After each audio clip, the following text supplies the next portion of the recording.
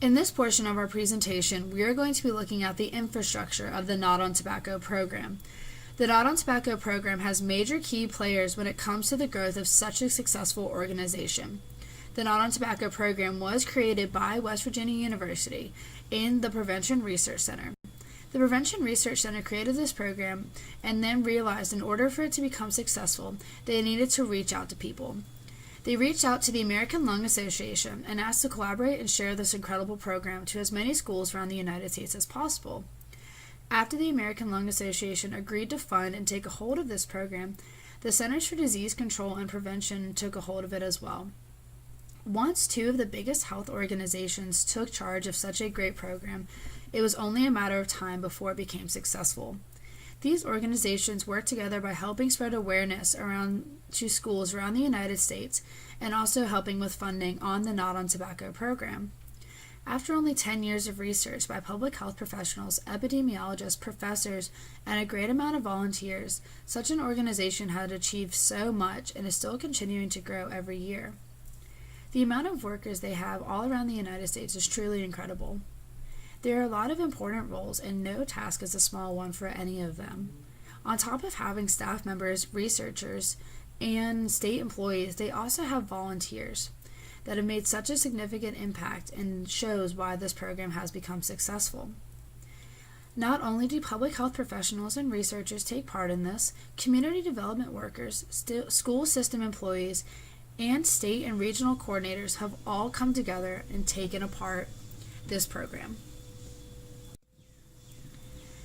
Given the advancements of programs, one major factor is always funding. Funding helps the programs expand and implement more research. Sometimes companies will reach out to an external stakeholder for help.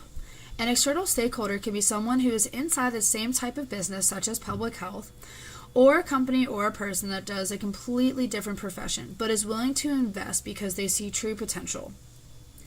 Some of the biggest external stakeholders for the Not on Tobacco program are the American Lung Association, the Centers for Disease Control and Prevention, the West Virginia Department of Education, and other American Lung Association sectors across the United States, such as in Colorado and Florida.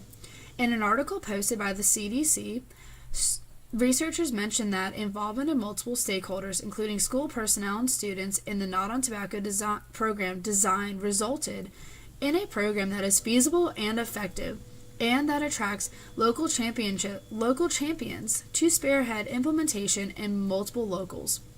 Personally, any stakeholder that wants to invest into something truly believes that the program is worth investing any type of amount of money that they are given. If I was a part of any of these programs, I would firmly believe as well that the money I put in will be of great use and reward. A lot of the fundings do come from grants. Grants are given but not expected to be given back. The grant is essentially an offering of money, and the only thing an investor or stakeholder wants in return is to see the grant be put to good use and to see a positive outcome. Any company or organization that receives a grant can only use it for that specific reason. For example, let's say hypothetically that the CDC gives a $3,000 grant to the Not on Tobacco program and says, use it for current research in North Carolina in Wake and Johnston County, and please keep us up to date on what you find and use the money for. The Not on Tobacco program needs to keep the current grant sponsor up to date at all times. Lastly, the community support is one of the biggest connections in how any program can be successful. If there is little support from a community, there is a great chance that the program will fail. The CDC has come up with a program that's called the Community Prevention Services Task Force. It is composed of 15 members serving 5-year terms. The Community Preventative Services Task Force is an independent, non-federal, unpaid panel of public health and prevention experts that provide evidence-based findings and recommendations about community preventative services, programs, and policies to improve health. Its members represent a broad range of research, practice, and policy expertise in community preventative services, public health, health promotion, and disease prevention. This program helped the Not on Tobacco program in many ways. Since the Not on Tobacco program has a lot of goals they are trying to accomplish in every state, they need outside experts to help them implement the correct resources where they need to target.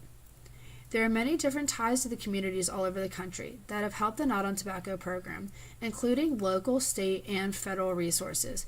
However, the task force has been one of the most effective programs in the past 20 years, and they are still learning every day on how to expand this program.